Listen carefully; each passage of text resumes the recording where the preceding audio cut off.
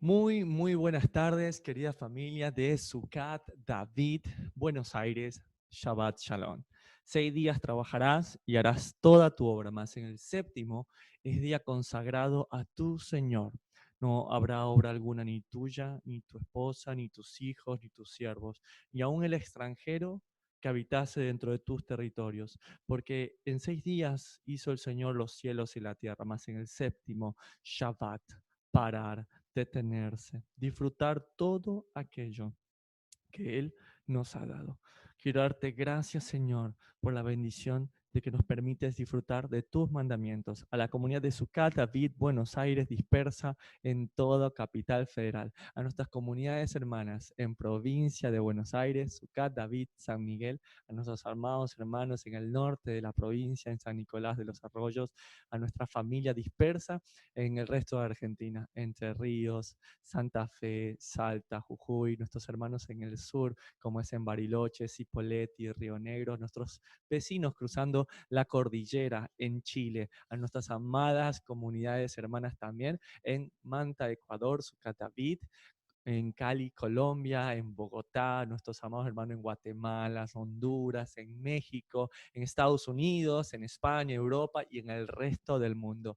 Que el Señor me los recontra bendiga y agárrense, porque el día de la fecha vamos a ver la primera carta del apóstol Pablo, Saulo de Tarso, a los tesalonicenses, una carta que ha venido cautivando nuestro corazón. Y la semana pasada habíamos estado meditando justamente en la parte final de esta carta, que es bastante preciosa. Dice, y el Señor os haga crecer, 1 Tesalonicenses 3, verso 12, y abundar en amor unos para con otros y para con todos, como también lo hacemos nosotros para con vosotros, para que seamos afirmados en vuestros corazones, irreprensibles en santidad delante de Dios nuestro Padre, en la venida de nuestro Señor Jesucristo con todos sus santos. ¿Sí? Nuestras motivaciones habían sido realmente puestas a prueba con esta carta. ¿Sí? Y aquí nos enseña algo muy importante y nos dicen que ¿cómo puedo yo llegar a ser irreprensible delante de Dios en la venida del Señor? Porque muchos dicen, uy, el Señor viene, pero ¿cómo me va a encontrar el Señor? ¿Cómo puedo estar irreprensible? ¿Cómo puedo ser guardado yo en santidad y creciendo en amor? Si vas por el amor, vas a lo seguro. ¿Quieres juzgar? Juzga con amor. ¿Quieres trabajar? Hazlo con amor. Que todo gira alrededor de si sales, ¿sabes qué? Vas a ser hallado irreprensible cuando amas realmente. Y por tanto, dice el apóstol Pablo en 1 Tesalonicenses 4, verso 1, por lo demás, hermanos, ¿sí? Rogamos y exhortamos en el Señor Jesús que de la manera que aprendisteis de nosotros, como os conviene conduciros y agradar a Dios, así abundéis más y más. Y para mí, este creo es el mayor ejemplo que puedas tener. Porque sabes que el ejemplo enseña, las palabras enseñan, pero el ejemplo arrastra. Las palabras enseñan, pero el ejemplo arrastra. Y aquí el apóstol Pablo está diciendo, mira, no les digo como lo hice, como se los expliqué o como se los prediqué. Vivan, dice aquí, de la forma que aprendisteis que yo viví. Y ese para mí es realmente un verdadero maestro, un verdadero líder de Dios, aquel que no es con sus palabras que nos enseña, sino con su corazón, con su forma de vivir. Esa es la mayor predicación. Y el apóstol Pablo puede darse el lujo de decirlo. Yo, al ser relativamente joven en el ministerio, tal vez no pueda darme el honor que se da el apóstol Pablo, pero sí soy padre. Y sabes que puedo entender a la perfección esto. Me gustaría, y es mi anhelo, y se lo dije a mis hijos hace algunos días, con respecto a una pregunta que él me hizo, y le digo, siempre recuerda esto, vive de la manera que yo viví.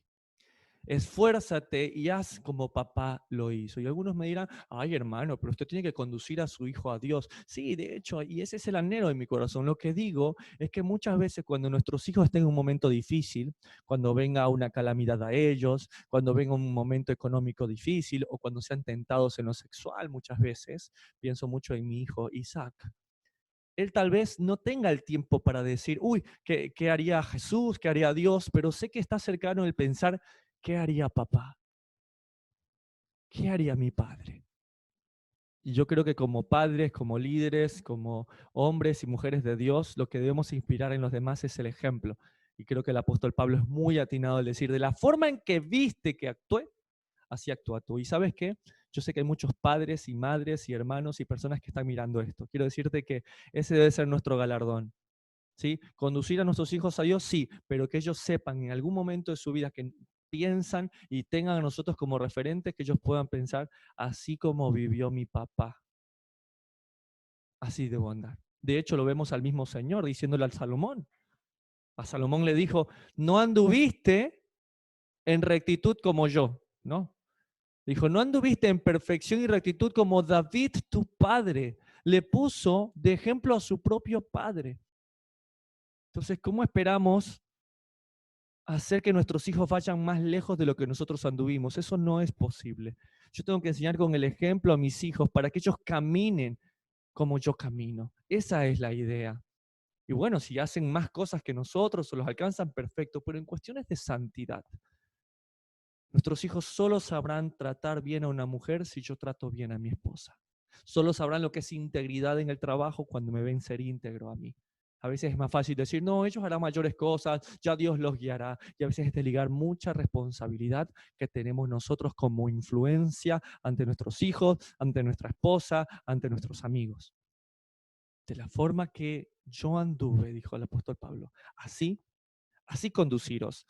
Por lo demás, hermanos, os rogamos y exhortamos en el Señor Jesús que de la manera que aprendisteis de nosotros, como os conviene conduciros y agradar a Dios, así abundéis más y más. Verso 2 de Primera de Tesalonicenses 4.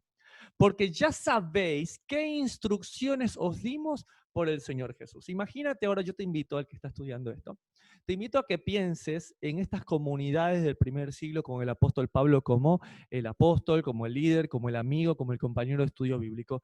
¿Qué les enseñaba? Dice que hay instrucciones que os dimos por el Señor Jesús. Y a veces uno quisiera explicar tantas cosas a las personas, pero ¿sabes qué? Nuestra mente es finita. Nadie se vuelve médico de un día para otro. Tiene años y años y años y luego entiende todo en general. Nadie entiende el trabajo el primer día que va. Es la experiencia, pero sí hay que saber qué se enseña el primer día. ¿Está bien? Es de poco a poco. Y el apóstol Pablo lo entiende y por eso en Hechos capítulo 15 se pusieron de acuerdo cuáles eran los lineamientos para aquellos que estaban dejando de ser gentiles, querían dejar de ser como las naciones y convertirse al Dios de Abraham, al Dios de Isaac, al Dios de Jacob, o como diría Gálatas 3:29, si sois de Cristo, linaje de Abraham sois y herederos conforme a la promesa. ¿Cómo yo aprendo a vivir como un hijo de Abraham? Dijo Jesús, si fueran hijos de Abraham, las obras de vuestro padre Abraham haría. Bueno, eso está en Hechos 15, en el verso 19 dice, por lo cual yo juzgo que no se inquiete a los gentiles que se convierten a Dios. Entonces ellos se ponen de acuerdo, vamos a poner ciertos lineamientos de estas personas que recién están llegando. No podemos meterle todo de golpe, sino que vamos a enseñarles poco a poco. ¿Qué vamos a enseñar? En eso se pusieron de acuerdo. Dice, vamos a anotar, punto número 1, verso 20. Sino que se le escriba que se aparten de las contaminaciones de los ídolos. Éxodo 20, ¿no? Nada de idolatrías. Punto número 1. Entonces, primer punto de Hechos 15, para los gentiles, ay hermano, yo soy gentil, gracias a Dios, no quiero saber nada de, bueno, no quieres saber nada de los judíos, no quieres saber nada de la casa de Israel, no, yo soy judío, gracias, soy gentil, gracias a Dios. Bueno, estos 5 puntos son para ti.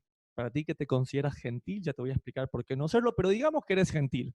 Ahora anótate esto, por favor. Número 1, si eres gentil, que se les escriba que se aparte de las contaminaciones de los ídolos, nada de chukis, ¿sí? Nada de muñecos que no tienen ojos pero no ven, tienen oídos pero no oyen. De fornicación, punto 2, como lo dice Levítico capítulo 18. Nada de fornicación. Fornicación es la palabra griega porneia, ¿sí? Que tiene que ver con estos impulsos sexuales ilícitos. Y ahí en Levítico 18 está todo descrito, ¿sí? Cómo habla del bestialismo, cómo habla de la homosexualidad, cómo habla de las relaciones sexuales ilícitas entre la familia y todo lo que necesitas saber. Levítico capítulo 18, no se lo inventaban, no se lo sacaban de la manga los apóstoles. De ahogado y de sangre. Eso está también en Levítico 17 por si lo quieres leer. Son las indicaciones muy importantes. Ahora uno como médico sabe que es perjudicial beber sangre, pero uno ya sabe ahora esto. Ni siquiera el animal que lo mato, que no sé, le destruyo el cuello, si no dejo correr su sangre, esa sangre se queda dentro del animal y es perjudicial. ¿Está bien? Pero además, número 1, ya notamos entonces contaminaciones de los ídolos, número 2, fornicación, número 3, de ahogado y número 4, de sangre. Y la última dice en el verso 21, chicos, no se pongan mal, que aprendan esto porque Moisés, verso 21, desde tiempos antiguos, tiene en cada ciudad quien lo predique en las sinagogas donde es leído cada día de reposo. No te preocupes, con tal de que ellos saquen la idolatría, dejen de estar teniendo relaciones sexuales ilícitas, nada de andar contaminando su cuerpo con sangre, ¿sí? El resto, ya está. Estas son las primeras normas de convivencia entre estas comunidades. Con que cumplan esto y cada día de reposo vayan y escuchen a alguien que les hable de Moisés, ¿sabes qué? Es poco a poco. ¿Cuál es el mejor o el mayor regalo para alguien que cumple un mandamiento? Otro mandamiento. Ay, hermano, hoy aprendí, por ejemplo, honrar a mi padre y a mi madre. Y qué bendición. De verdad que la palabra honrar, sí, es la palabra kavat, que significa hacer más honorable, más rico y más numeroso a mis padres. Tengo que darles más honor, tengo que cubrir en las necesidades que tengan mis padres, si están enfermos, si están lejos, si están en necesidad, ayudarlos y más numeroso con mi descendencia, con mi familia, con mis amigos. Lo hago más numeroso a mis padres. Qué lindo ese mandamiento. ¿Cuál es el siguiente? Dice, por ejemplo, no adulterar. Uy, hermano, eso no adulterar, sí. ¿Dónde dice eso? Éxodo 20, no adulterarás. Y recuerda lo que dijo el Mesías, solo con verla ya estás adulterando. ¡Wow! ¡Qué increíble! Hermano, quiero aprender más, quiero aprender otro mandamiento, no robar. Esto es poco a poco. Poco a poco. Pero eso sí dice, nada de fornicación, nada de idolatrías, nada de ahogado, nada de sangre. Y cada Shabbat aquí te esperamos en Sucat David, Buenos Aires, para que leamos juntos la ley de Moisés. Entonces le dice, 1 Tesalonicenses 4, verso 3, pues la voluntad de Dios, ahora vamos a ver cuál es la voluntad de Dios, es vuestra santificación. Dios quiere que yo sea santo, que os apartéis de fornicación, ya dijimos, relaciones sexuales ilícitas. 4, que cada uno de vosotros sepa tener su propia esposa en santidad y honor. Y esto es algo tremendo. La voluntad de Dios es que seamos santos, que no andemos en fornicación. ¿Para qué? Para que sepamos tener a nuestra propia esposa. Entonces, ¿por qué hay tantos problemas matrimoniales? Fácil, porque los matrimonios están llenos de porneia, de fornicación, de pornografía, de relaciones sexuales ilícitas, de heridas. Por eso están tan mal los matrimonios, ¿está bien? ¿Por qué? Porque no busco la santificación apartándome. Porque la santificación no solamente significa ser santo, sino apartarme. Palabra kadosh, separado de. Y allí sí, que cada uno de vosotros sepa tener su propia esposa en santidad y honor. ¿Y saben qué? La esposa es el mejor de los espejos. ¿Sí? La palabra dice que la mujer debe estar sujeta a su esposo. Eso dice la palabra. Pero es una traducción que no es tan correcta. La palabra sujeta es la palabra jupotazo. Jupo significa bajo y tazo significa dedicación y cuidado. O sea que no dice bajo sujeta, porque muchos podrían decir, ahí está, ¿viste? Ahí dice que tienes que estar sujeta a mí, mujer. Sí, sujeta. La jeta que te va a quedar roja cuando te escuches hablar así. Lo que digo es que la mujer dice ahí, esté bajo el cuidado y la dedicación de su marido. Esa sería una traducción más fidedigna y más certera. La mujer debe estar bajo el cuidado y la dedicación de su esposo. Y ese es un momento, los que estén casados, sentados con su esposa al lado, con su prometida. Este es un momento difícil, muy complejo. Uno como hombre suda, suda. Es el momento de preguntarle a tu esposa, como le pregunté a la mía, ¿soy yo un hombre dedicado a ti? ¿Realmente ¿Tú sientes que estás bajo mi cuidado, protección y dedicación? Y sabes que ninguna de las dos respuestas es mala. Si te dice sí, hermano, continúa. Pero si tuviste como yo la desilusión de encontrar que la respuesta fue más o menos, también dale gracias a Dios. Porque sabes que es la oportunidad para lo que tú creías que estabas dedicándole, puedas reforzarlo y puedas empezar. Para que en algún momento después vuelvas a repreguntar, ¿estoy siendo dedicado hacia ti? Y que ella pueda contestar, ahora sí. No está mal tampoco. Así que bajo el cuidado y la dedicación de su esposo. Así debe estar la mujer sujeta.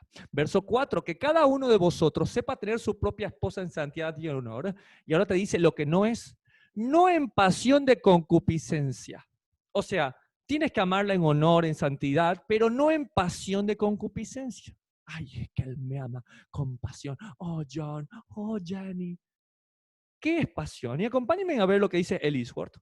Donde la palabra pasión, se la resalté en amarillo, es la palabra patei del Strong G3806, que de hecho deriva de la palabra pateia, patos, patsos, ¿sí? La que usamos para patología en una enfermedad en la medicina. Propiamente dice en amarillo, se los resalté aquí abajo, miren, sufrimiento, subjetivamente, pasión. Entonces, esta pasión, ¿sí? Es un sufrimiento, una persona que sufre, no es algo lindo, ¿sí? Y dice que es una pasión de concupiscencia, y justamente mira lo que dice acá abajo, se los resalté, concupiscencia de color morado, que es epitimias, G1939, y justamente esta palabra sufrimiento, mira lo que dice acá, es específico con la concupiscencia, que es concupiscencia, deseo por algo prohibido. Entonces, ese sufrimiento por algo prohibido no proviene de Dios, proviene de la carne. Eso es algo alejado. Y yo quiero que pongan mucha atención los jóvenes, sobre todo. Aquellos que están en edad de elegir, de darse por elegidas, quiero que pongan mucha atención porque lo que proviene de Dios, el amor que proviene de Dios, no es una pasión concupiscente, una pasión por lo prohibido, porque el amor no hace nada indebido. Mira, acompáñenme por favor a ver un ejemplo de la Biblia con respecto a esto. ¿Está bien? Vamos a ir a Segunda de Samuel, capítulo 13. Segunda de Samuel, capítulo 13. A alguien que le está pasando esto, que está teniendo sufrimiento concupiscente por algo prohibido. Dice así, el verso 13 de Segunda de Samuel. Aconteció después de esto, que teniendo Absalón, hijo de David, una hermana hermosa que se llamaba Tamar, se enamoró de ella Amnón, hijo de David, ¿sí? Su hermanastro.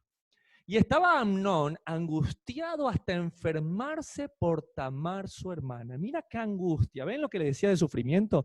Sufría, se angustiaba, pues por ser ella virgen, le parecía a Amnón que sería difícil hacerle cosa alguna. ¿Ves? Su enfermedad era por tenerla de una forma impura. ¿Te das cuenta? No, es que quiero demostrarle físicamente mi amor. Verso 3, y Amnón tenía un amigo que se llamaba Jonadab, hijo de Simea, hermano de David, y Jonadab era hombre muy astuto. Miren lo que dice ahí. Y este le dijo, hijo del rey, Amnón, ¿por qué de día en día vas enflaqueciendo así? ¿Ves lo que te causa este sufrimiento por algo prohibido? No te deja vivir. Mira, este muchacho se puso hasta flaco, ¿sí? No comía, no dormía, el amor lo consumía, ¿sí? Y ahí estaba Amnón. Y este chico le dice, te veo flaco, ¿qué te pasa? Y mire lo que él responde. Le dice, él no me lo descubrirás a mí, y Amnón le respondió, ponga mucha atención, chicas, y también hombres, porque puede pausar al revés, algo así, pero las chicas sobre todo pongan atención. Yo amo a Tamar. ¿Cómo le dice? Yo la amo. Qué grandes palabras, con gran significado, con muy pocas letras. Yo amo a Tamar, la hermana de Absalón, mi hermano. Y muchos dirían, ay, la ama, qué lindo. 5, y Jonadab le dijo, acuéstate en tu cama y finge que estás enfermo. Y cuando tu padre viniera a visitarte, dile, te ruego que venga mi hermana Tamar para que me dé de comer y prepare delante de mí, alguna vianda para que al verla yo la coma de su mano. Imagínate, qué terrible plan. Y así sucede, en el verso 8 dice, y fue Tamar a casa de su hermano Amnón, el cual estaba acostado, y tomó harina y amasó e hizo hojuelas delante de él y las coció, una especie de tortas, ¿no? Tomó luego la sartén y la sacó delante de él, mas él no quiso comer.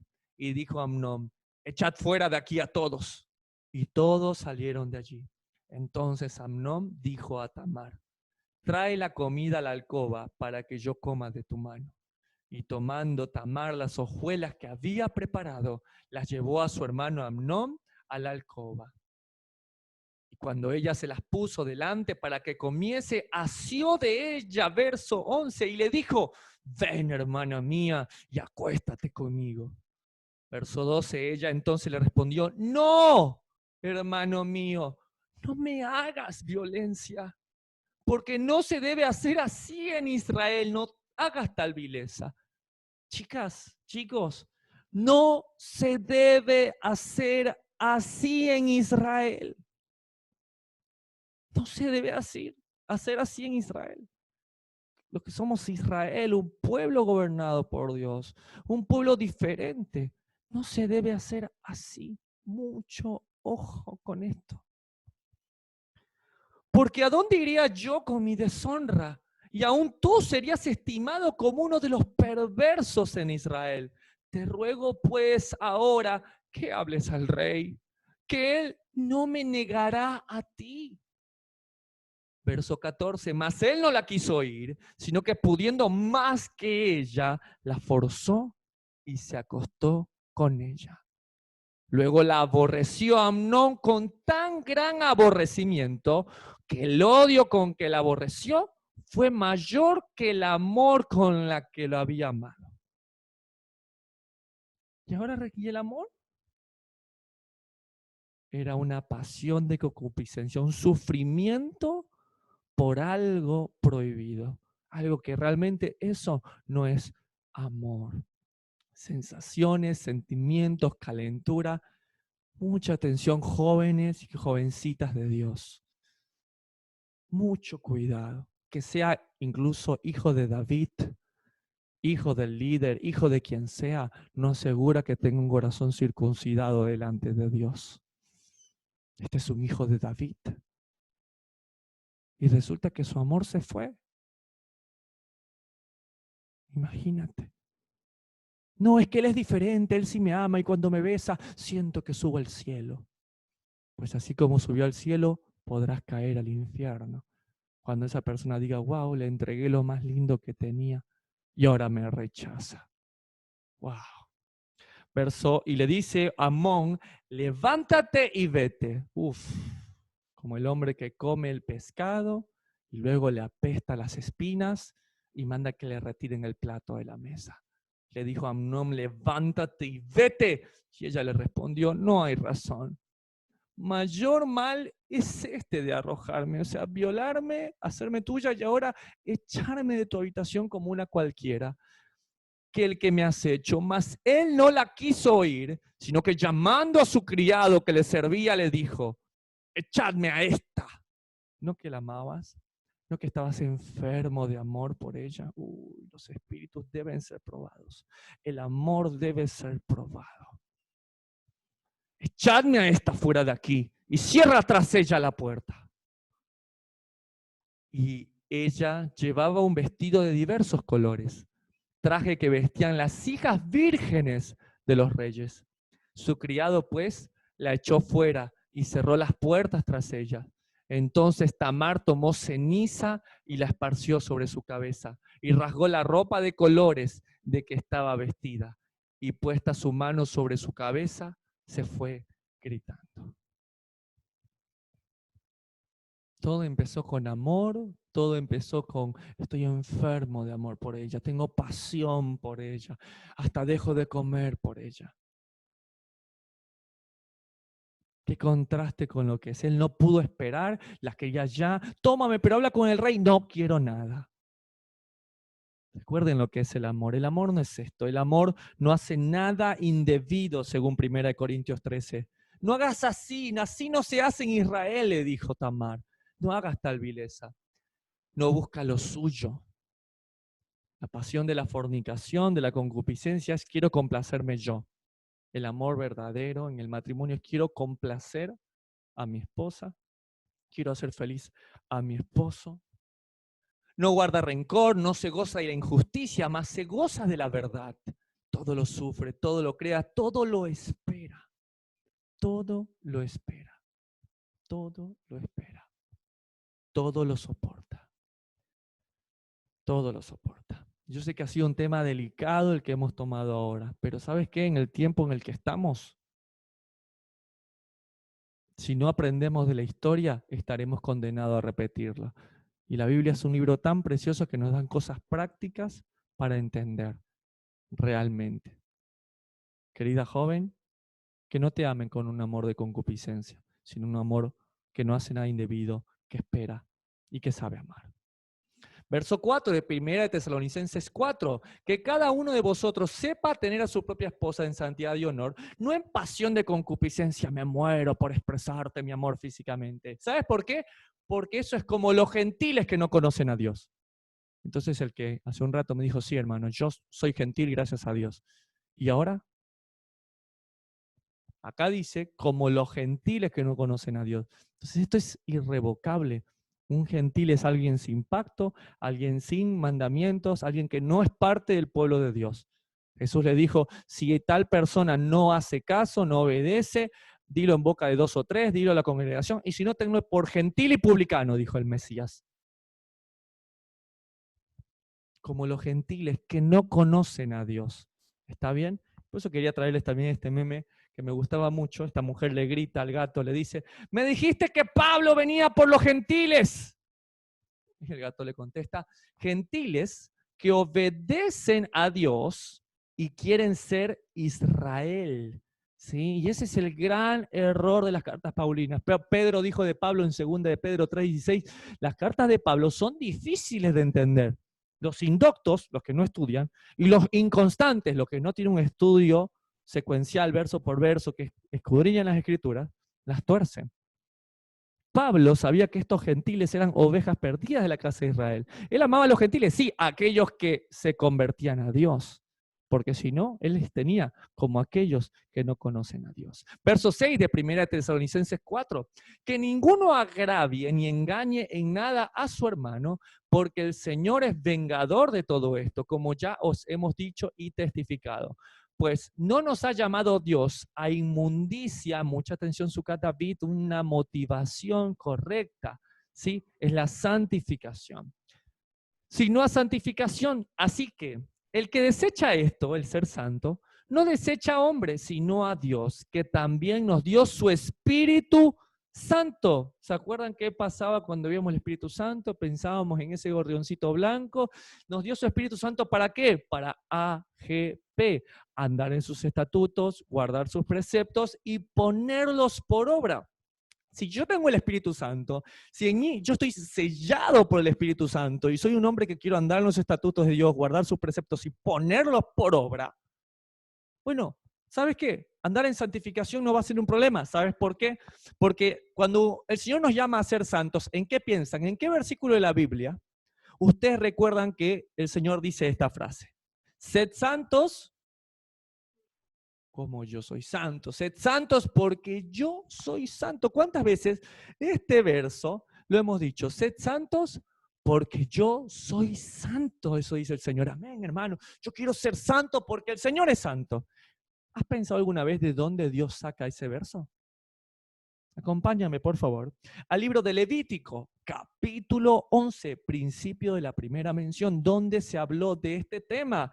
Dice la palabra del Eterno, 45 de Levítico 11, porque yo soy el Señor, que os hago subir de la tierra de Egipto, para ser vuestro Dios. Seréis pues santos, porque yo soy santo. Ahí está, hermano, yo sabía que estaba en la Biblia. Muchas gracias.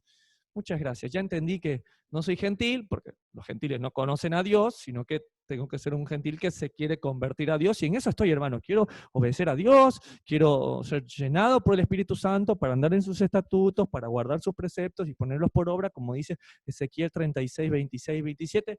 Estoy ahí, perfecto. Yo quiero ser santo, hermano. Listo, entonces sigue leyendo. Verso 46. Esta es la ley acerca de las bestias y las aves y todo ser viviente que se mueve en las aguas y todo animal que se arrastra sobre la tierra. Hermano, no estoy entendiendo en qué tiene que ver eso que yo sea santo. Bueno, sigue leyendo. Verso 47. Para hacer diferencia entre lo inmundo y lo limpio, y entre los animales que se pueden comer y los animales que no se pueden comer. El Señor dice, yo te amo mucho, te amo como eres, pero te amo demasiado para dejarte así. Quiero que seas mejor. Yo no solo quiero cuidarte en lo exterior y en tu espíritu, sino también en el regalo que te di, que fue tu cuerpo, templo del Espíritu Santo. Quiero enseñarte aún a comer. Hermano, pero eso que dice Hechos 10, cuando la visión de los animales y no es malo lo que entra y lo que sale del corazón del hombre, haz tu estudio verso por verso y te vas a dar cuenta una y otra vez que cada vez que vemos el lienzo de Pedro no está hablando de animales. Está hablando de naciones que parecen animales, que se les consideraba a los gentiles como perros, como inmundos, como animales impuros. El Señor estaba usando con Pedro simplemente una aclaración. De hecho, Pedro, 10 años después que el Señor muere, dice, yo no he comido cosa inmunda. O sea que en 10 años Pedro desobedeció a Jesús. Claro que no, y cuando Jesús dice no es malo lo que entra, sino lo que sale, léelo completo. Está hablando del Netilat Yadai, que es una práctica, ¿sí?, de las leyes orales, de las tradiciones de los rabinos, de cómo lavarse las manos. Jesús jamás se iría en contra de la palabra de Dios. Mateo 5:17 lo comprueba. No vine a abolir la ley, ni los profetas. Vine a darles cumplimiento, y todo aquel que enseñe esto será llamado grande en el reino de los cielos. Más pequeño y vano será aquel que no lo enseñe. Levítico 11, 45, 46 y 47. Sed santos como yo soy santo. ¿Cómo? Cuidando lo que comes. Primera Tesalonicenses 4, verso 9. Pero acerca del amor fraternal, no tenéis necesidad de que os escriba, porque vosotros mismos habéis aprendido de Dios que os améis los unos a los otros, verso 10, y también lo hacéis así con todos los hermanos que están por toda Macedonia, en Grecia, pero os rogamos, hermanos, que abundéis en ello más y más. 11. Y que procuréis tener tranquilidad. Esta parte creo que es para todos su David, para en estos tiempos que estamos pasando momentos difíciles, que procuréis tener tranquilidad y ocuparos en vuestros negocios y trabajar con vuestras manos de la manera que os hemos mandado, a fin de que os conduzcáis honradamente para con los de afuera y no tengáis necesidad de nada. Ocúpense en sus negocios. ¿Pero de qué forma? Dice aquí, para con los de afuera conducirnos de forma correcta. Que sea tu trabajo una forma de predicar al Cristo, al Mesías, al ungido de David. Que cuando la gente te vea trabajar y digan, pero este no, ya debió haber marcado tarjeta hace rato, ¿por qué sigue atendiendo personas? ¿O por qué su trato es diferente? Seguramente le pagan más. Ah, sí, es que él es así porque tiene otro sueldo. Y cuando te dan cuenta, a veces no es así. O en algunos casos ni siquiera te pagan. El punto de lo que digo es que lo que hacemos lo hacemos para Dios y no para los hombres. Verso 13, tampoco queremos, hermanos, y esta parte me gusta mucho, que ignoréis acerca de los que duermen para que no os entristezcáis como los otros que no tienen esperanza. Me llama mucho la atención, querida familia, porque no les dice, no ignoréis acerca de los que están muertos. Para Pablo, esta persona no está muerta, está dormida. Por eso dicen que el hombre que nace una vez muere dos veces, pero el hombre que nace dos veces muere una sola vez. ¿Qué significa? El hombre que solamente nace de la carne una sola vez va a morir en la carne y en el espíritu. Pero el hombre o la mujer que nace en la carne, pero también nace del espíritu, solo va a morir en la carne, porque su espíritu duerme. Para que no se entristezcáis como los otros que no tienen esperanza. Yo sé que en estos tiempos difíciles y como un ente de salud lo puedo ver vivir, es la pérdida de seres queridos. Pero ¿sabes qué? Este mundo es pasajero. Y si en algún momento aún yo llego a faltar, quiero decirle a mi familia, aún a mis hijos, que verán esto aún después de yo, es, tenemos esperanza. Tenemos esperanza. Es lo que siempre me digo en el hospital cuando pierdo un paciente o cuando la vida nos golpea. Tenemos esperanza. Una esperanza preciosa de un reinado justo, que es una de las grandes motivaciones de hoy. Un reinado justo al lado del Mesías, la santificación, el buscarlo, el tener esperanza en él. Verso 14, porque si creemos que Jesús murió y resucitó, así también traerá Dios con Jesús a los que durmieron en él. ¿Cuántos creen que Jesús murió y resucitó? Yo sé que todos levantan las manos. Sí, yo creo que Jesús murió y resucitó. ¿Y por qué? No sé. Yo soy médico. Si yo llego y te digo, ¿por qué? Y porque lo dice mi corazón. Y tu corazón dice, dun tac, dun tac, dun tac, dun tac. ¿Cómo me compruebas tú a mí, que quiero aprender, que Jesús murió y resucitó? Y no, hermano, es que es algo de fe que usted tiene que creer. ¿Y cuántas mentiras se han dicho alrededor de los años? No estoy diciendo que sea una mentira. Lo que digo es que nuestra fe tiene que tener una base sólida. ¿Cómo me dices a mí por qué Jesús murió y resucitó? ¿Por qué? ¿Dónde están las pruebas de que Jesús murió y resucitó? ¿Sí? Entonces tenemos que estudiar un poco más, que nuestra fe está afianzada en algo más. Y a mí me gustó mucho el comentario que hizo Spurgeon, Charles Spurgeon, que dice, supongo, hermanos, que podemos ver a personas surgir, quienes dudarán si hubo hombres tales como Julio César o Napoleón Bonaparte, y cuando lo hagan, cuando toda historia confiable esté por los cielos, entonces, solo hasta entonces, se cuestionará si Jesucristo se levantó de los muertos, porque este hecho histórico es atestiguado por más testigos que casi cualquier otro hecho que tiene registro en la historia, ya sea sagrado o profano. ¿Por qué creemos que Jesús resucitó? Sí, porque Él cambió mi vida. Eso está perfecto, yo te lo creo. Lo que digo es que también creemos que Jesús resucitó porque fue un hecho histórico, inalienable, es innegable que eso pasó. Se presentó a más de 400, 500 personas, resucitado, ¿está bien? De hecho, el tiempo cambió todo, todo para nosotros cambió a partir de este momento. Todo lo cambió, su resurrección, todo lo cambió, ¿está bien? De hecho, muchos dicen, no, lo que pasa es que sus discípulos se lo robaron en la noche, otros dicen que no, que simplemente se desmayó en la cruz. O sea, no, que los discípulos mintieron.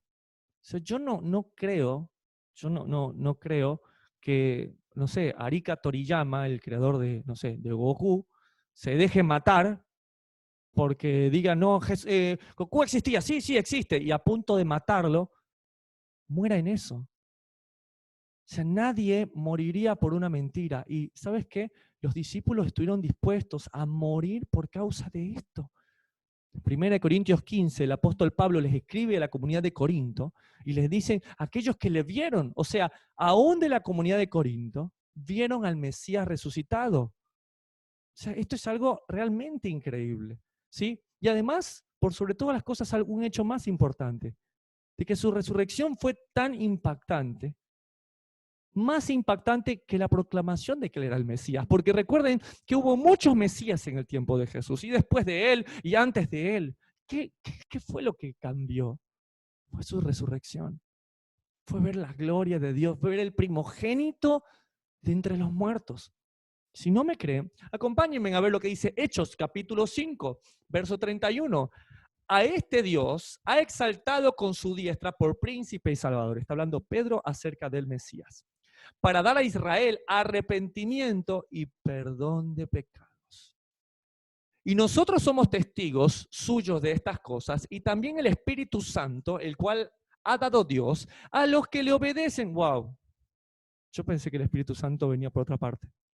No, el Espíritu Santo es dado a los que obedecen a la palabra de Dios. Recuerda que el Evangelio tiene dos partes: creer. Yo confieso con mi boca que Jesús es mi Señor y Salvador. Eso significa que en tu corazón se cree para justicia. ¿Cuál justicia? Su palabra y sus mandamientos. Es que yo amo a Dios, pero no guardo sus mandamientos. Yo amo a Dios, pero eso es honrar padre y madre, eso es guardar el día de reposo, eso es no honrar, no matar. No, no es lo mismo. Eso de tener una sola mujer, de no adulterar, y conmigo no va, pero yo amo a Dios a mi manera. El Espíritu Santo es para los que le obedecen. Verso 33, ellos oyendo esto se enfurecían y querían matarlos. Entonces levantándose en el concilio, un fariseo, wow, un fariseo al rescate, llamado Gamaliel, doctor de la ley, venerado de todo el pueblo y maestro de ¿quién? Muy bien, de Saulo de Tarso, o el llamado el apóstolos Paulus, el apóstol pequeño, Pablo, mandó que sacasen fuera por un momento a los apóstoles. Imagínate, Gamaliel les va a dar una clase, un viejecito muy sabio les va a decir a sus colegas, miren lo que les dice, varones israelitas, deja afuera, no me van a escuchar, escuchen, varones israelitas, mirad por vosotros lo que vais a hacer respecto a estos hombres, porque antes de estos días se levantó Teudas, diciendo que era alguien. A este se unió un número como de 400 hombres, pero él fue muerto. Y todos los que le obedecían fueron dispersados y reducidos a nada. O sea, salió un Teudas, yo soy el Mesías, mataron a él, murió a sus seguidores. 37, después de este, se levantó Judas el Galileo en los días del censo, igual que el Mesías Jesús. Era de Galilea también.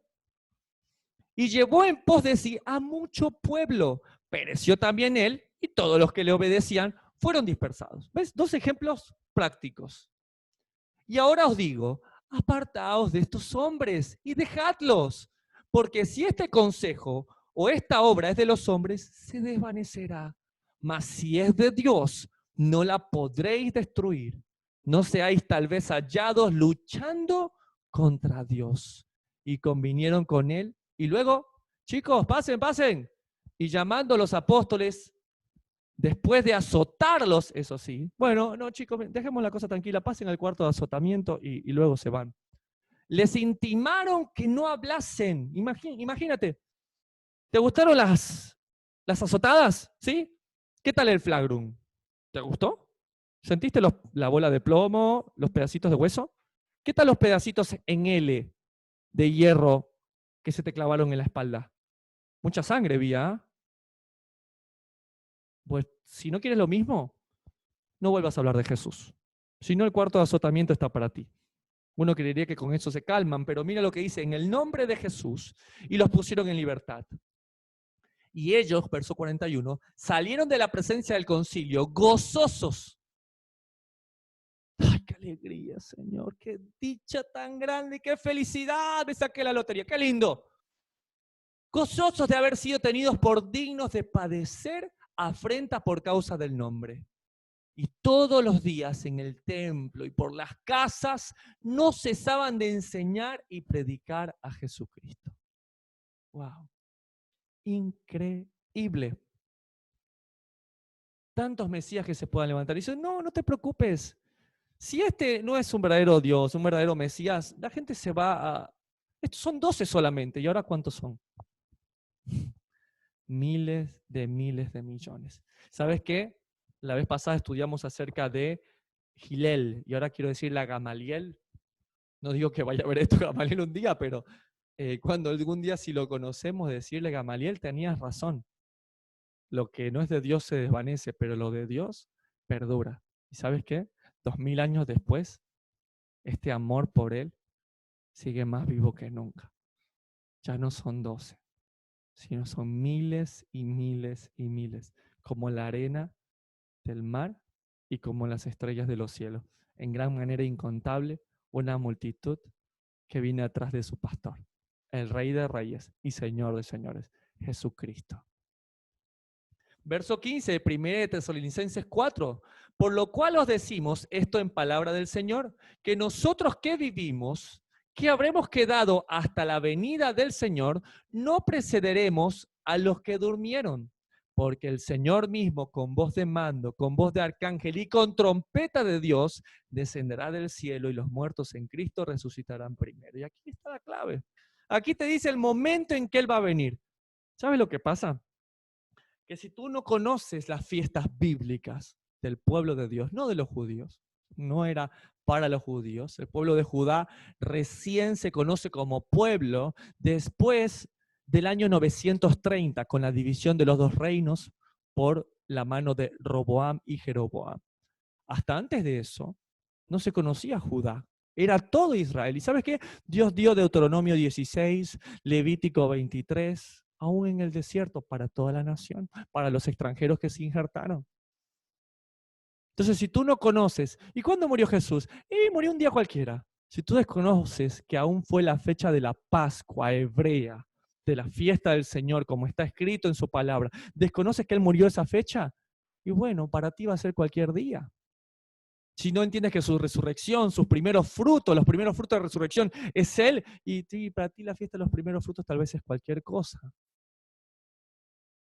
Entonces, si no empiezas a darte cuenta que el Señor no murió en cualquier momento, que sus actos y sus hechos tienen que ver con un calendario que Dios estipuló, entonces cuando leas que va a haber una trompeta y justamente hay una fiesta bíblica que se llama la fiesta de las trompetas, Yom Teruah, no vas a entender esto. Y ahí sí va a ser como dice, que los indoctos, los que no conocen, les va a pasar como ladrón por la noche.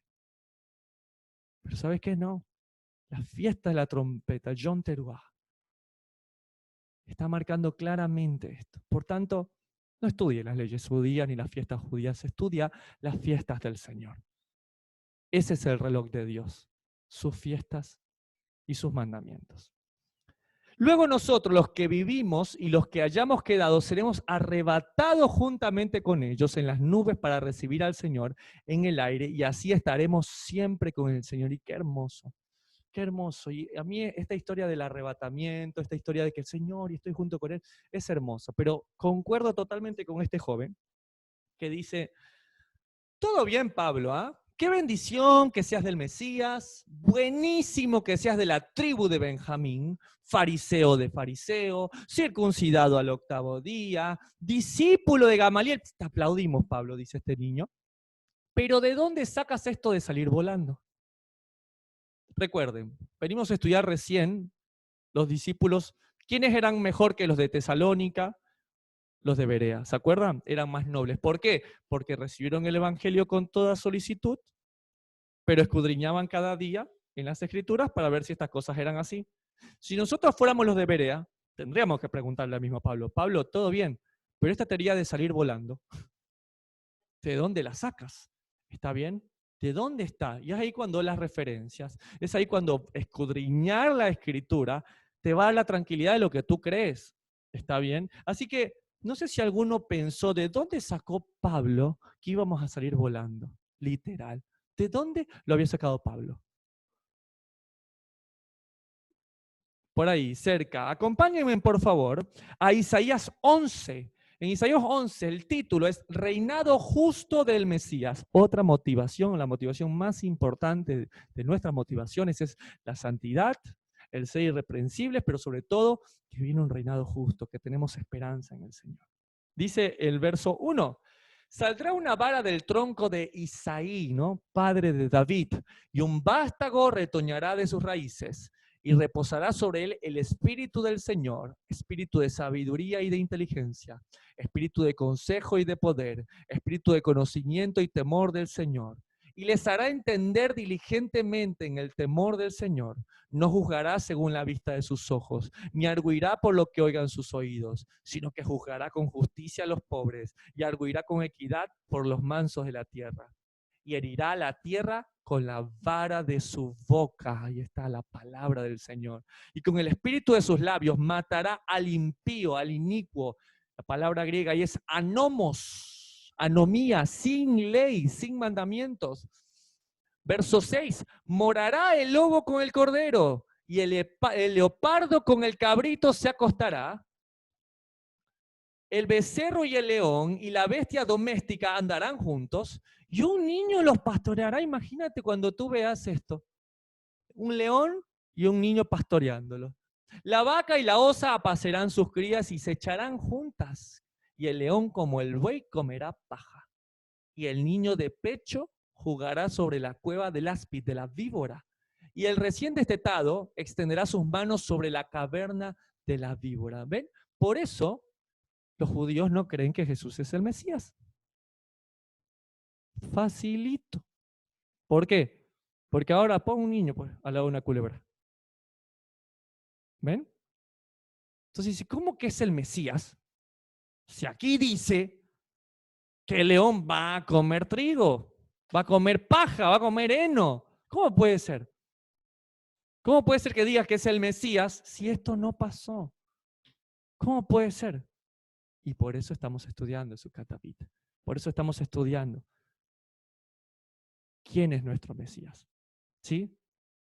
Recordemos que esta profecía es la profecía del hijo de David. Pero hay otra profecía que precede al hijo de David, ¿sí? Que es el Mesías ben Yosef, el Mesías sufriente, que también lo marca Isaías 53. Como lo dice también Daniel capítulo 7, cuando dice que el Mesías va a ser cortado y que va a sufrir y que va a morir por los pecados del pueblo. Porque sin derramamiento de sangre no hay perdón de los pecados. Eso también lo dice la Escritura, también lo dice la profecía. Mira, Zacarías, capítulo 9, mira a tu rey, tranquilo, manso, humilde, montado, ¿sobre qué?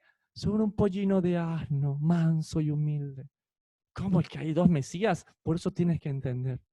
Era al principio, hubo un gran error, porque el pueblo de Judá esperaba un león y vino un cordero. Que no sea nuestro error en estos tiempos esperar un cordero y lo que viene es un león. Pero sigamos leyendo para seguir aprendiendo. ¿Está bien? Dice el verso 10, acontecerá en aquel tiempo que la raíz de Isaí, no, verso 9, no harán mal ni dañarán en todo mi santo monte, porque la tierra será llena del conocimiento del Señor, como las aguas cubren la mar. ¿No se acuerdan de esa alabanza? Y será, será la tierra llena de su gloria, se cubrirán como las aguas cubren la mar. Verso 10. Acontecerá en aquel tiempo que la raíz de Isaías, la cual estará puesta por pendón a los pueblos. ¿Qué es un pendón? Un pendón es una bandera, un pendón es un estandarte, y a mí me gusta mucho esa palabra que dice, que el pendón es la identidad. Acontecerá en aquel tiempo que la raíz de Isaí, la cual estará puesta por bandera a los pueblos, por identidad a los pueblos. El Mesías te da identidad de quién eres tú. Yo soy Israel. Será buscada por las gentes, ahí está, por los gentiles, y su habitación será gloriosa. Verso 11, asimismo acontecerá en aquel tiempo que el Señor alzará otra vez su mano para recobrar el remanente. Pero ¿cómo otra vez? O sea que hubo una vez anterior donde él estuvo trayendo al remanente. ¡Wow! ¿Ven? Cuando hablamos de el hijo de David, de la segunda del Mesías, dice como que ya hubo alguien anterior que trajo un remanente. ¿Ven? ¿Ven ese doble Mesías? Yo se los voy a mostrar inclusive en una interpretación rabínica, pero mucha atención.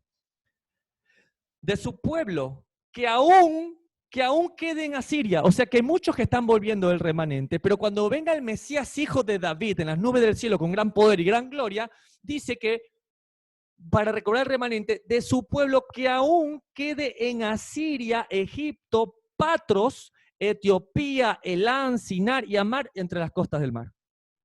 Y en las costas del mar. Todas las costas del mar, acá donde estamos en Argentina, en Ecuador, donde sea que estés, bueno, el Señor te va a tomar. Y pon mucha atención lo que dice aquí. Verso 12, y levantará pendones a las naciones, identidad a las naciones, le va a mostrar su bandera a las naciones, y juntará a los desterrados de Israel, y reunirá a los esparcidos de Judá de los cuatro fines de la tierra. Ahí va, las dos casas. Juntará a los que fueron desterrados. ¿Quiénes fueron? Israel.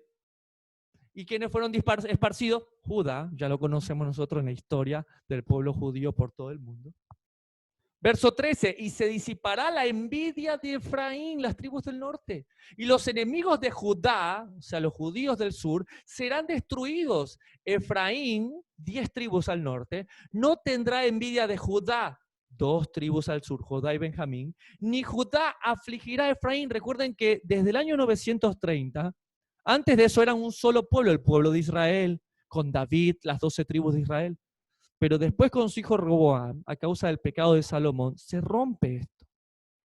y se empiezan a odiar los del norte. No, nosotros no queremos ser como esos judíos, nosotros tenemos nuestras propias iglesias, nuestra propia alabanza, nuestra propia fiesta, nuestros propios sacerdotes. Eso está en el libro de Segunda de Reyes capítulo 12 y verso 25, ¿no?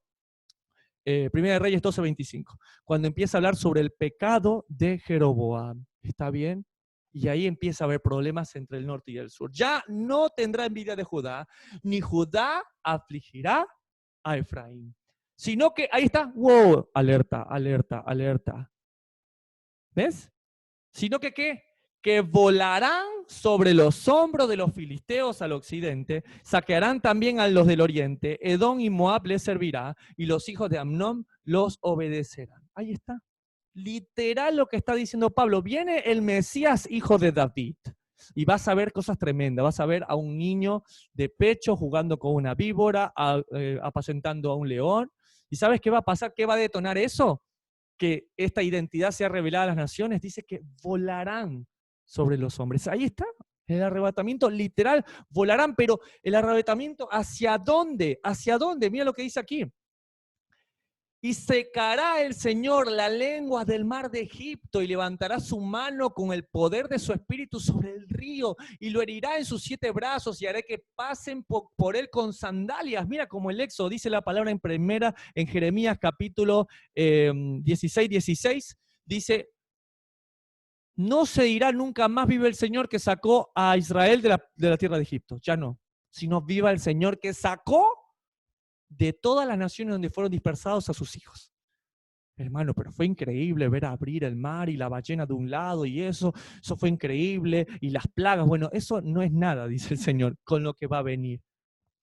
Verso 16, y habrá camino para el remanente de su pueblo, el que quedó en Asiria, de la manera que hubo para Israel el día que subió de la tierra de Egipto. Entonces, esto es increíble, querida familia. Es increíble. ¿Cuál es este éxodo que está hablando? ¿Cuál es este arrebatamiento que está dando, como le dice la palabra, para subir, para estar con el Mesías, para volver a casa, para volver a Israel? Pero bueno, solo estamos haciendo un pequeño camino, porque ya estamos en camino para estudiar el libro de Apocalipsis, que también va a ser una bendición. Pero volviendo a este tema de Isaías capítulo 11, es muy interesante porque habla específicamente del reinado justo del Mesías. Y yo sí quería pensar un poco en qué están meditando los rabinos con respecto a esto específicamente. Entonces les traje un comentario de la ArtScroll Digital Library. Nada, es una biblioteca que contiene todos los comentarios rabínicos, están en inglés, ahí se los traje traducidos, pero el punto es, ¿qué piensan los rabinos acerca de este Mesías prometido? Porque ya vimos que por eso ellos no creen en Jesús. No creen en eso, porque dicen no cumplió el que están volviendo las tribus perdidas. Pero ¿sabes qué? Hay muchos que estamos volviendo, no a la manera que ellos esperan. Y miren lo que dice este comentario, me gusta mucho. Están hablando del trono de Israel y que será una señal reconocida universalmente. Todo el mundo se dará cuenta cuando el Mesías de Israel dice acá, tome el trono de David, como se nota en este pasaje, en este versículo. Sin embargo, esta señal se aplica especialmente al pueblo judío, ¿sí? La venida del Mesías, del hijo de David. Dice que cuando el Mesías venga, tomará a un grupo específico de israelitas que son los que están fuera de los límites de Israel. Mira, este comentario rabínico de un rabino llamado Schwab, que no tiene nada que ver, no es mesiánico, no es cristiano, no tiene nada que ver con un pensamiento de que el Mesías es Jesús, Yeshua. No, él es un comentario de un rabino ortodoxo. Dice que si bien esta señal del trono de David es para el pueblo de judío, dice que cuando el Mesías venga, tomará a un grupo específico de israelitas, que son los que están fuera de los límites de Israel. Imagínate, esto piensa un rabino ortodoxo. Es decir, los que se perdieron, los que se corrompieron, los que se apartaron, los que se salieron del camino, eran israelitas, pero dejaron de serlo. ¿Vieron lo que estábamos hablando? La división de las dos casas de Israel, Primera de Reyes, capítulo 11 y verso 11. Imagínense, está tremendo esto. Dice, esos que fueron alienados, o sea, fueron expulsados, fueron excluidos del pueblo judío, alternativamente también se refiere a las 10 tribus del reino de Israel. Mira lo que piensa este rabino, que fueron exiliadas de la tierra primero, y también se refiere al exilio de la tribu de Judá y de la tribu de Benjamín que ocurrió después. El texto de nuestra tefilá, la oración que hacen en las sinagogas judías, que se menciona en las sinagogas todo el tiempo, en la que se pide a Dios todos los días, dentro de los rezos que se hacen, que traiga de vuelta a los exiliados de los 4 ángulos de la tierra, y ellos saben quién va a hacer eso, es el Mesías, hijo de David. O sea, ese es el pensamiento del Mesías. Dice, yo no puedo creer que Jesús sea el Mesías. ¿Sabes por qué? Porque el Mesías, mira lo que dice esto, va a apacentar al león, va a estar con la vaca y las víboras y todo eso, y va a traer a los dispersos. Entonces, el Mesías que ellos le han vendido por muchos años, el Mesías que ellos conocen, es uno que está en contra de la Torá, en contra de los mandamientos, en contra de todos. Ellos no quieren ser nada de Israel. Ellos son el nuevo pueblo de Dios. Los gentiles arriba, aleluya. Pero cuando ellos conocen esto que está haciendo el real Mesías en nuestros corazones, que está haciendo que andemos en sus estatutos, que guardamos sus preceptos y los pongamos por obra, es un shock para ellos también. He tenido la bendición de tener pacientes judíos, y cuando he podido conversar con ellos y contarles lo que el Mesías está haciendo en nuestras vidas, se asombra diciendo, pero ¿por qué das gracias después de comer? Y porque está escrito en la Biblia. Dice, comerás, te saciarás, y entonces bendecirás al Señor tu Dios por la buena tierra y por el sustento. Sí, pero ustedes nos consideran el resto, que no somos judíos, dan gracias antes. No, pero está escrito en la palabra del Señor. ¿Y qué rabino es el que te enseña? Yeshua, Jesús. ¿A qué sinagoga vas? Y la palabra dice que Él haría de nosotros un templo en las naciones donde Él nos esparciría. Y wow, nuestro hermano mayor se queda como, ¡uf! Dice así también esta última parte del comentario. Mashiach, o sea, Mesías, identificará y traerá juntamente a todo lo que queda del pueblo judío que está disperso por todo el mundo, y aún aquellos, esta parte me mató, perdón, pero es muy fuerte, que por generaciones pensaron que eran gentiles. Esto es lo que saben los rabinos. Entonces, ¿tienen o no tienen un pensamiento claro los rabinos? Si el Mesías tiene que traer la oveja perdida a la casa de Israel, el Mesías tiene que traer la Torá a las naciones, a las multitudes. Este es el reinado justo del Mesías. Por eso nosotros no creemos en Jesús. Pero ¿qué pasa? Como dijo el Señor, desconocen las Escrituras. Las Escrituras también hablan de otro Mesías. Acompáñenme, por favor, a ver esta parte de su comentario que me gusta mucho. Dice, esta es la esperanza de Israel, que cuando la reunión de los exiliados ocurra, los antiguos celos entre los reinos de Judá e Israel desaparecerán. Durante aproximadamente 240 años de historia de los reinos divididos, fueron periodos de mucho celo, de mucho odio, de guerras civiles entre dos reinos. Pero cuando se establezca el reino del Mesías, todo esto desaparecerá. ¿Se acuerdan los pasos para la restauración?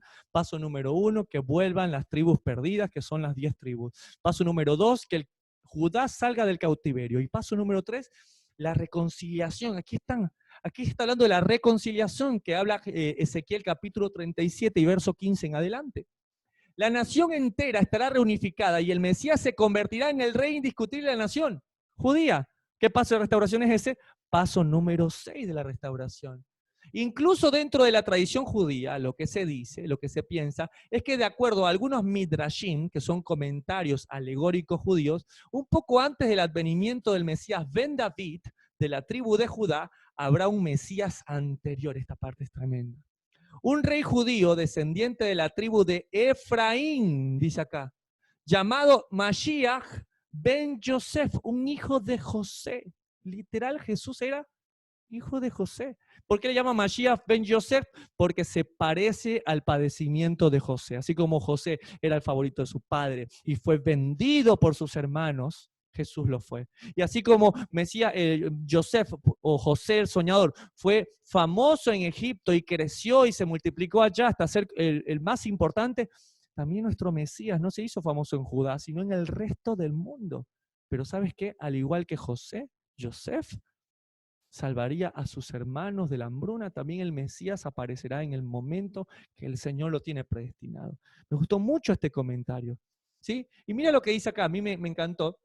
Dice, Habrá un Mesías anterior, un rey judío descendiente de la tribu de Efraín llamado Mashiach ben Yosef, que será un contraste del Mashiach ben David. ¿Entienden? Uno viene en el poder y gran gloria en los cielos y el otro viene, como lo dice la profecía de Zacarías, ahí calmo, en un burrito, humilde. Isaías 11 dice que, todo, que va a ser algo tremendo, esplendoroso. Isaías 53 dice, no va a tener ni siquiera parecer en él. Vamos como a despreciarlos. Salmo 2 dice lo mismo también. Dice, molido fue, o sea, por su llaga fuimos sanados. Una sola llaga desde la cabeza hasta abajo. No hay parecer en él para que le deseemos. Wow. Más adelante el comentario de este rabino Schwab en el Art Scroll dice como que sí, es verdad que hay un Mesías que antes tiene que morir. Pero ellos dicen no, que ese Mesías es en la guerra de Gog y Magog, que es mucho antes, pero es increíble. ¿Y saben por qué? Tú dices, Lincoln, pero ¿cómo puede ser que no se den cuenta del Mashiach ben Yosef que tiene que venir antes que el Mashiach ben David? ¿Sabes por qué? Romanos capítulo 11, verso 25. Porque ha acontecido a Israel endurecimiento en parte hasta que haya entrado la ¿qué? La plenitud de los gentiles. Hasta que haya entrado la multitud de extranjeros, de ovejas perdidas de la casa de Israel, que parecen gentiles, que parecen que cuidan cerdos, que parece que no tienen padre, que están todos sucios, andrajosos, pero que al volver al Padre, dice, trátame como uno de tus asalariados. Y él dice, no, no te voy a tratar como un siervo, eres mi hijo. Yo te he amado con amor eterno, por tanto te prolongué mi misericordia. No querías venir, por eso tuve que enviar a mi hijo por ti, al buen pastor, tuve que enviarlo, Jeremías 23, tuve que enviarlo por ti. ¿Y qué hizo Jesús? Pagó una deuda que no debía porque yo no tenía cómo pagar la mía. Yo no sabía cómo pagar mi deuda, así que Él pagó una que no debía. Y todo se armoniza. Que no nos pase, no nos equivoquemos como nuestros hermanos, que esperaban un león rugiente de la tribu de Judá. Lo que vieron fue al cordero de Pesaj. Que lo que vieron fue uno, como dice Zacarías, Zacarías capítulo 9, montado sobre un pollino de asno, humilde, manso, amoroso. No te confundas. Que no nos pase como a Judá, que ahora querramos esperar un cordero y lo que va a venir va a ser un león de la tribu de Judá, con gran poder, con gran gloria. ¿Sabes qué? Como lo dice esta parte, verso 18, por tanto, alentaos los unos a los otros con estas palabras. Aliéntate, levántate. Si tú que duermes, despiértate, despiértate. ¿Amas a Jesús? Y bueno, el que lo ama, guarda sus mandamientos, ¿sí? Disciplínate, busca más de su palabra, busca sus pactos, busca lo que Él hizo, vive como Él vivió. ¿Para qué? Como dice 1 Corintios capítulo 3, parte final. ¿Para qué? Para que seamos encontrados irreprensibles en santidad en la venida de nuestro Señor. ¿Cómo? Creciendo en amor. A veces es tan sencillo, ay, es que yo hago esto, es que tú no haces lo otro, es que este es de tal denominación, es que este es tal religión. Pero la palabra nos llama a crecer en amor. A veces queremos predicarle a todo el mundo. Y solo hasta esta pregunta. ¿Mi papá conoce a Dios? ¿Mi mamá conoce a Dios? ¿Mi esposa, mi esposo conoce a Dios? ¿Mi hijo, mi hija, mi sobrino conoce a Dios? ¿De qué le sirve al hombre ganar el mundo y perder su alma? ¿De qué nos sirve ganar el mundo y perder a nuestros más cercanos? Es que él no quiere escuchar nada de esto, de lo que es. ¿Quién en su sano juicio no quiere saber nada del amor? Solo que a veces predicamos sin amor. Es que él no quiere escuchar nada de esto. ¿De amor no quiere escuchar? Y si le dedicas tiempo, y si permites, como dijo Pablo, que sea con tu vida lo que le predique a él. Es que mi papá no quiere saber nada de esto. Yo no creo que un padre no quiera saber nada de sus hijos. No creo que un esposo o una esposa se niegue a recibir muestras de amor. O un hijo haga lo mismo. A veces queremos hacerlo a nuestra manera. ¿Y sabes qué? Será por eso que la gente amaba tanto a Jesús. Porque en vez de juzgar, Jesús amaba. Porque en vez de levantar una mano para tirar una piedra, Jesús perdonaba. Porque el día que lo traicionaron, Él le dijo, con un beso entregas al Hijo del Hombre. Amigo. El carácter de Jesús en amor. Es momento de amar a nuestros padres, a nuestra madre, a nuestros hermanos, a nuestro esposo. La palabra dice en Apocalipsis 1:7 que Él primero nos amó y luego nos lavó. ¿Cómo queremos lavar con la palabra a las personas si ni siquiera le hemos amado? Esto me recuerda como cuando a veces peino a mi hija después de bañarse. Primero lavo muy bien su cabello para que esté limpio y sedoso, para que cuando le pase el peine no grite. No puedo peinarle su cabello que es todo lleno de rulos sin antes haber preparado su cabello. Y a veces queremos ser así. Ay, pero es que mi peine y si le saca los pelos, ¿qué me importa? Si es la palabra. No. Primero acondiciona su cabello, su corazón, su amor, para que cuando pase el peine de la palabra que limpia, que escarmena, que pone todo en su lugar, no duela. ¿Y sabes qué? Cuando hables con amor, todo es más sencillo. Yo bendigo aquel día cuando aquella persona que me predicó la palabra no me juzgó por ser de una denominación, sino que me presentó al Mesías con amor. Y sabiendo que yo estaba mal, lo único que hizo fue seguir amándome. Yo bendigo a esa persona, bendigo a esa mujer que hoy es mi esposa, por haberme hablado con tanto amor y con tanto desinterés, sino solamente preocupado por mí. Tal vez no ha funcionado, ¿sabes por qué? Porque no hemos amado lo suficiente. Y si no funciona, sube de dosis de amor. Si amas profundamente, llegará el día que ellos quieran escuchar, porque escuchan a alguien que los ama. Mi hijo escucha cualquier cosa que le digo. ¿Sabes por qué? Porque dice que yo lo amo mucho y que él recibiría de mí lo que sea. Pues nuevamente mi hijo me sorprende siempre y él me da la clave. Que crezcamos en amor más y más. Amén. Hemos terminado el cuarto capítulo de la primera carta a los tesalonicenses, una carta que nos está dando realmente a ver cuáles son nuestras reales motivaciones, la santidad, el esperar en el Señor, la vida eterna, cosas que realmente son importantes. Que el Señor me los recontra bendiga. Shabbat, Shabbat Shalom.